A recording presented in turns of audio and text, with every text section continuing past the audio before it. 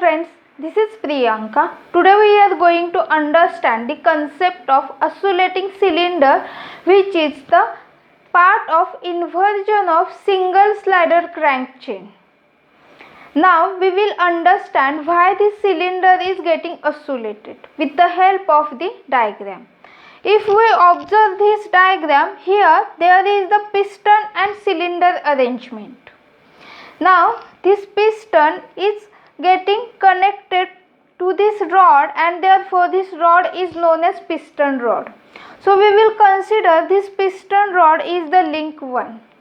Now the other end of this piston rod is connected to this crank, so we will say that this crank is the link 2 and here is the point of intersection for this link 1 and link 2, that is the point B.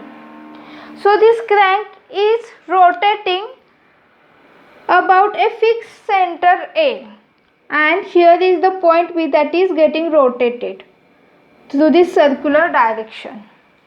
Now this fixed point A is the part of link 3 and this link 3 is the connecting rod and which is fixed, and this fixed link is again connected to this piston rod that is at point C, and this cylinder we will say this is the link 4.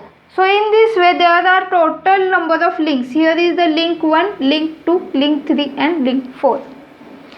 Now what is the purpose for this arrangement or mechanism? So here it converts reciprocating motion into rotary motion. Now main question is that why cylinder is oscillating?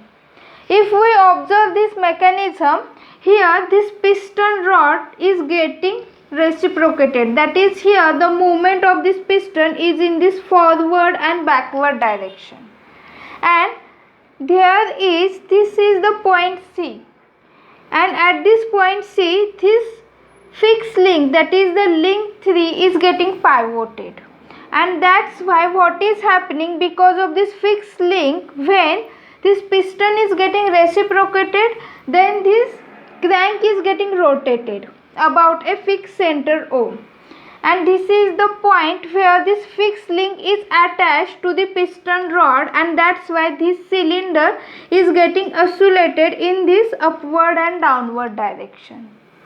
So how we can understand this? When this mechanism is working, then this piston, the movement of piston is forward and backward direction.